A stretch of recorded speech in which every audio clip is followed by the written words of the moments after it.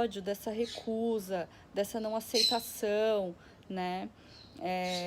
E eu não tô falando por crenças, de que isso, eu não acredito na pandemia, eu não acredito não sei o quê. Eu nem tô falando por isso, tô falando de uma manifestação comportamental mesmo, né? Do que fica e do que esse comportamento reafirma, né? Qual que é a responsabilidade de um líder, né? Da maturidade de um líder, né? De se colocar no papel de líder. Eu influencio pessoas, né? Pessoas esperam algo de mim. Infelizmente, todos os nossos líderes brigam entre si. Isso reafirma, né, a desconfiança popular, a desconfiança social, a desconfiança generalizada, né? Quando as pessoas dependem muito de um líder, e o nosso povo, a nossa sociedade é muito dependente de líderes, ela é carente de líderes e infelizmente ela busca líderes heróis, né? Ela é idealizadora, ela não busca orientação, ela busca salvação, né? Ela busca magia, é muita, é um infantil coletivo expresso, né? Um imaginário expresso muito grande, muito intenso. Então, por que eu estou falando tudo isso? Porque o quanto é importante a gente elaborar as nossas experiências na vida, enquanto indivíduo, enquanto sociedade, enquanto grupo, né? O Frankl, com essa experiência que ele teve e com essa postura que ele teve, ele mostra o quanto é importante você ter elaborado, o quanto ele elaborou a experiência dele no campo de concentração, todas as perdas que ele teve, o quanto ele buscou, através do racional, compreender e resolver aquilo, né? Como algo que acontece, como algo ao que ele esteve exposto e que por algum motivo a vida o levou àquilo, né? Ele busca entender, e a pergunta que ele se faz e que ele se fez para suportar e para conseguir superar isso é: o que a vida espera de mim, né? Por que eu estou passando por isso? Por que eu passei por isso? O que a vida espera de mim, né? Isso é uma capacidade madura e que as pessoas precisam adquirir, né? Nós, enquanto sociedade, precisamos amadurecer, né? Nós elegemos um líder totalmente imaturo, e odioso, mas ele não é mais que a expressão da nossa própria imaturidade e do nosso próprio ódio configurado e que legitima essa imaturidade e esse ódio.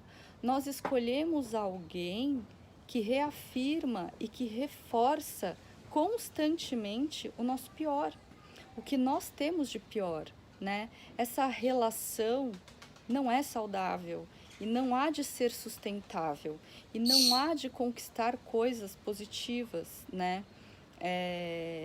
Nós estamos pagando para ver quanto tempo dura uma relação destrutiva, né? E quais os preços dela e quais as consequências dela. Então eu quis ler esse trecho e deixar para reflexão do quanto nós precisamos amadurecer enquanto indivíduos, enquanto grupo, né? O amadurecimento começa de dentro, né? Então que nós, enquanto indivíduos, comecemos a questionar isso e a buscar esse amadurecimento. O quanto a gente consegue superar as nossas experiências negativas, o quanto a gente consegue buscar respostas que saiam do campo de, né, por que para mim as coisas dão errado, por que para mim acontece desse jeito, isso não é produtivo, né? A pergunta está errada, então você não vai ter respostas certas, você vai ter respostas erradas. A pergunta certa é: o que eu preciso aprender? O que de alguma forma eu posso ter feito que isso deu errado? Por que esses mesmos tipos de situação se repetem na minha vida, na minha história? O que eu preciso enxergar que eu ainda não consegui enxergar? O que eu preciso mudar? E aí, dependendo da crença que cada um tem, pede ajuda, pede resposta, né? Se você acredita em Deus, pede, fala assim: Deus, me ajuda a enxergar o que eu não estou conseguindo enxergar. O que eu preciso mudar em mim para minha vida funcionar do jeito que eu espero que ela funcione, né? Enquanto sociedade, é o mesmo que nós temos que nos perguntar, né? Só que para isso, a gente precisa conhecer a nossa história, a gente precisa resgatar o nosso passado e a gente precisa elaborar o nosso passado. Quando a gente elabora, a gente conquista a capacidade de superar. Por isso eu achei tão importante ler esses trechos agora, porque eu acho que a experiência dele, né, de vida dele, e o que ele tenta ensinar para o mundo quando ele volta com essa missão, né, e de certa forma ele só conseguiu superar tudo aquilo que ele viveu e suportar tudo aquilo que ele viveu porque ele buscou um sentido naquilo, né? Ele buscou assim, por que eu estou vivendo isso? Por que eu estou no campo de concentração? Por que eu tenho que passar por isso, né? O que a vida espera de mim me colocando isso? E ele tinha esse desejo interno de fazer esse bem para a humanidade, que era deixar o legado dele, que era escrever, publicar o livro dele, que ele já tinha começado a escrever antes de ir para o campo de concentração. Então, de certa forma, ele escolheu focar nisso, né, numa resolução no futuro para aquela situação horrível toda. Ele buscou entender tudo aquilo. Enquanto ele estava vivenciando todo aquele horror, né, do nazismo, do campo de concentração, ele buscou entender o que aquele sistema fazia com as pessoas, o que estava acontecendo com ele mesmo, né? Não é que ele nunca teve raiva, que ele nunca teve rancor, que ele nunca teve vontade de não fazer nada por ninguém, que ele nunca teve vontade de morrer. Ele passou por tudo isso, né? Mas o que faz a diferença entre alguém que suporta e entre alguém que supera é esse diálogo interno. É o quanto você é capaz de se perguntar e de você se permitir seguir adiante. O que eu preciso superar disso? O que eu quero produzir lá na frente? Então, para eu sair daqui e focar lá, né, tem um caminho. O que eu preciso construir nesse caminho? Quando você começa a fazer isso, você começa a caminhar no sentido certo. Então, para superar as coisas, a gente precisa primeiro conhecer a nossa história. E enquanto coletivo, enquanto sociedade, a gente é muito pobre de conhecimento, a gente é muito pobre culturalmente, né? A gente, infelizmente, não está inserido numa cultura que preza pelo conhecimento, que preza pelo estudo, que preza por você buscar conhecer o seu passado, a sua história, né? As pessoas acham chato, no geral, estudar história na escola, né? O quanto é importante a gente conhecer a nossa história para a gente poder superar, para a gente poder entender de onde as coisas vêm, né? Então, uma mensagem que fica é: mergulhem na mágoa, mergulhem no rancor contra o PT, mergulhem no rancor contra o Bolsonaro. Esse ódio e esse rancor só está se proliferando, se perpetuando, sendo legitimado, sendo alimentado, porque é o que as pessoas estão alimentando nos discursos, né? O ódio. E esse ódio se estende, ele se estendeu de um cenário político, né, para a classe social, para ódio entre classes, né? Não basta eu odiar o Lula porque o Lula traiu os meus princípios enquanto uma pessoa de direita pensando, né? Eu vou odiar tudo que o Lula defende, tudo que o Lula é, da onde ele vem, tudo que a Dilma é, da onde ela vem, o que ela defende.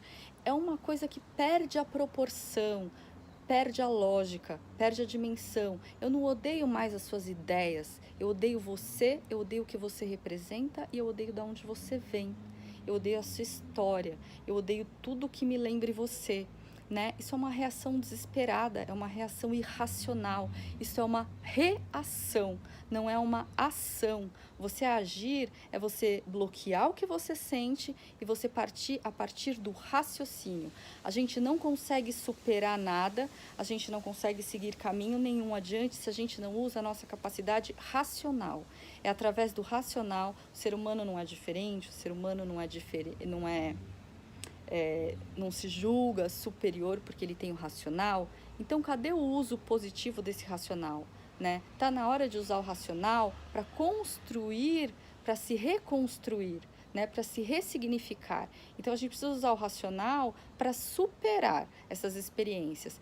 Então, essas teorias não precisam ser aceitas, né? Elas precisam ser compreendidas e elas precisam ser elaboradas. Pessoas de direita, pessoas de esquerda que odeiam também o Bolsonaro, que odeiam os bolsominions, que desejam a morte de todas as pessoas que são capitalistas, porque elas são egocêntricas, porque elas só se preocupam com elas próprias, porque elas só se preocupam com dinheiro, porque elas só se preocupam com bens materiais, né? Tudo isso também é pensamento de ódio, também é pensamento irracional, também é generalizado, né?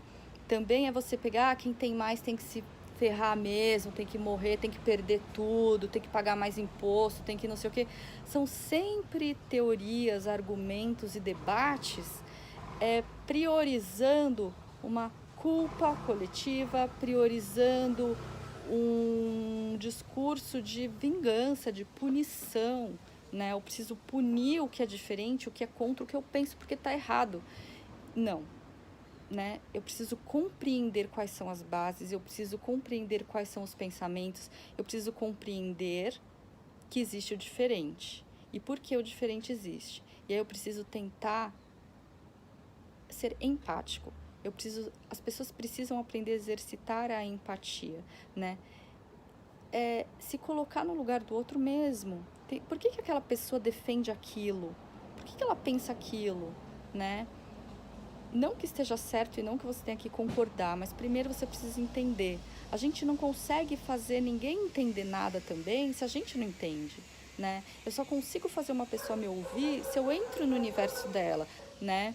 Então, esse é o único caminho para a gente conseguir penetrar no mundo do outro, né? Ninguém penetra no mundo do outro batendo de frente. A gente tenta às vezes, a gente se irrita, a gente perde a linha, mas esse não é o caminho, né? Eu acho que cada vez mais a gente tem tido indícios do quanto esse não é o caminho, do quanto as coisas estão dando errado.